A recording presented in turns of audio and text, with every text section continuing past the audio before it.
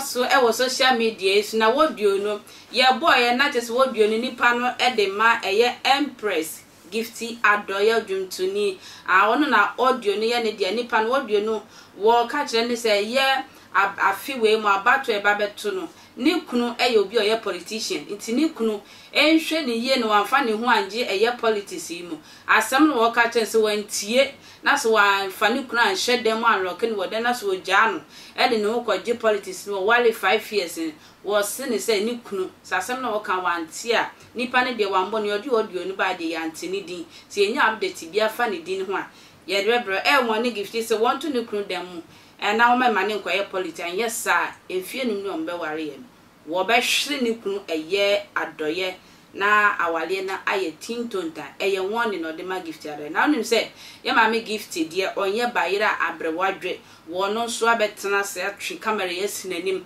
ti sa ne pakon won ni se wonim no de na no kankan no sebe ebesi ye ne kunu adoye ho awale a be bia mbrada bia wo no so de ne begina ye tie ye sister Gifty. Do you know Empress? Me say I am not your regular gospel artist. Do you know me? Woni me ton amebo. Woni me papa, woni me fie. Do you know the pain and the struggles that I have been through? What pa social media de my personal life? I bet na wo bisa. Da ben na me share me kunu. What they tell me say?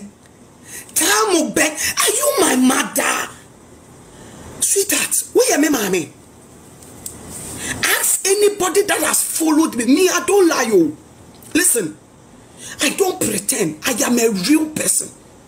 The many gospel artist for no bet you share Jumabiato almost now watch what the open way we capture. Sister, I promise you, I will take you to the law. I swear. And somewhere we be salon, ya beko courts. Now remember we be some the same question. I'm telling you. Who say? Who person will be say? Mami committee. Hope sinadoye. Me person me be sa wasam kakra. Emma woni Gifty or say. Emma woni Gifty or say. Mo be start say mo plan. Ansa na ma ware no. Who is sure say na Gifty or say no ni kunu no mo ja. Sister.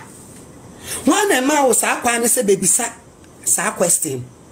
Hey. The social media na force no sister nti who me face to face to be nkwasi asemi ya wo kan wa nti wait be bisa Empress wo ba se wani bom manim nton a wo betumi bie wano sedia wa hye eyi echi no ye kan sen when e de sen pa no se fen sen be shit echi no na wo kasa no ubetumi yi wanim sedia meyi manim ya me kasa yi a me kira madwini ubetumi yi wanim saa hey amba wo fie nti anya won menye wo nua nti anya won me pacho na wo nu odi wachi kro ubetumi bisa me saa questions we wo nua wachi ni ba ana wo sister penyini ubetumi bisa me saa question we bisa say Gifty or say no. Who dating no ni kunu wo wana? You think I am a stupid woman? Eh?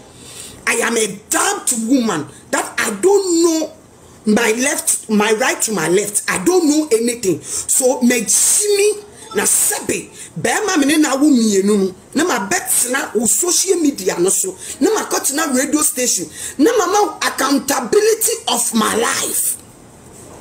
Na machira wo kwanya me fa so jaya awade na machira wo data me ja office me echimi for won. I am too wise. I don't need to explain to you whatever me life me dey here. Dia me person what na no na me ma with you. Say what so we a follower of Empress Gifty. I am not sure you will ever ask this question. Let me play the audio. Say Ania, how many days in Omojai? How many weeks? How many months? And how many years? How many weeks, months, years? A pian to an ambassador, maybe a macra.